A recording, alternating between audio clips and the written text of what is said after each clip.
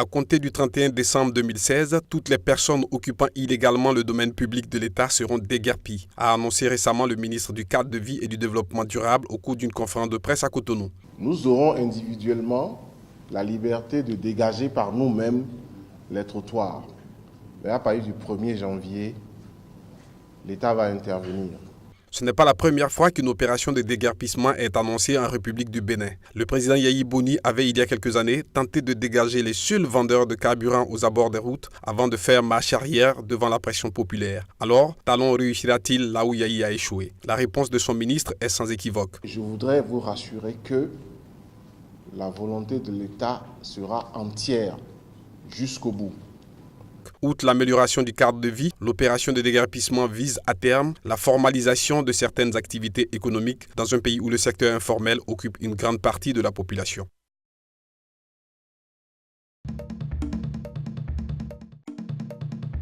Le camp de Ongouagam, qui accueille des réfugiés et des déplacés internes fuyant le groupe djihadiste Boko Haram dans le sud-est du Niger, a été attaqué jeudi, peu après le passage d'une importante délégation ministérielle comprenant aussi des députés et des représentants du personnel onusien et humanitaire dans la région. Il répétait: ne courez pas, on ne touche pas aux civils. Avant même cette attaque, certains habitants ont pris l'habitude de passer la nuit en brousse. Le camp de Ongouagam, qui accueillait des réfugiés et des déplacés internes, a considérablement grossi ces derniers jours avec l'afflux des nouveaux déplacés. Des sources soutiennent que des infiltrés de Boko Haram seraient également dans le camp.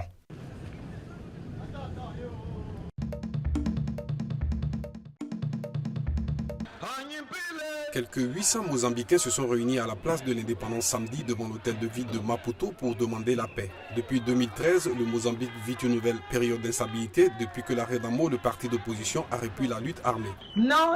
Nous sommes venus ici pour exprimer notre indignation face à la guerre. Le gouvernement et la Renamo doivent déposer leurs armes.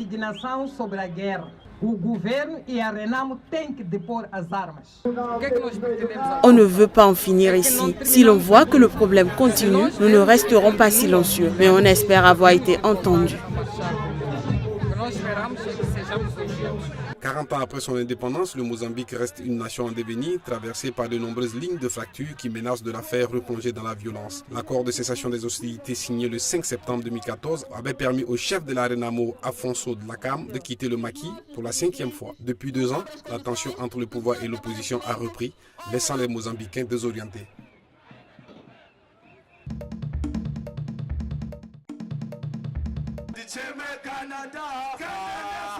Après son exclusion du puissant parti au pouvoir ZANU-PF, l'ancienne vice-présidente du Zimbabwe, Joyce Mujuru, a organisé sa première tournée samedi dans la province de Matabeleland, le bastion de l'opposition. Ministre des Sports, des Femmes et de l'Information, Joyce Mujuru a été vice-présidente pendant 10 ans et considérée comme successeur possible du chef de l'État, jusqu'à sa disgrâce fin 2014, lorsqu'elle est accusée par la première dame Grace Mugabe d'avoir voulu renverser et tuer le chef de l'État. Joyce Mujuru est alors limogée de son poste et avec 8 autres ministres qui lui sont proches et radiés de la ZANU-PF. Lors du lancement de son parti, elle a dénoncé la corruption et les inégalités et appelé les différentes formations de l'opposition à la rejoindre pour transformer le pays. Mais l'opposition, elle se souvient des appels à la violence de l'ex-ministre lors de la politique d'expropriation des fermiers blancs. Les partis d'opposition lui reprochent d'avoir attendu d'être limogé de la ZANU-PF avant de critiquer les excès du gouvernement.